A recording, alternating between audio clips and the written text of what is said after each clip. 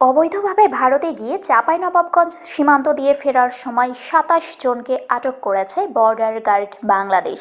সোমবার ভোরে জেলার ভোলাহাট উপজেলার চামুচা সীমান্ত থেকে ওই ২৭ জনকে আটক করা হয়।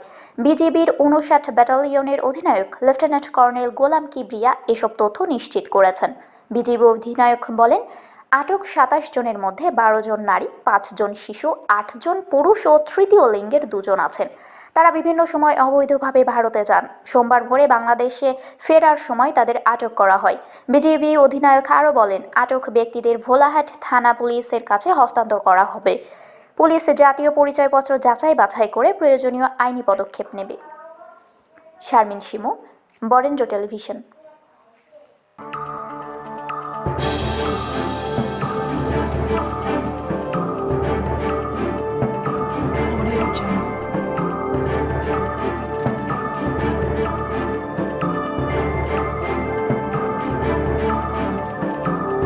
Audio Jungle.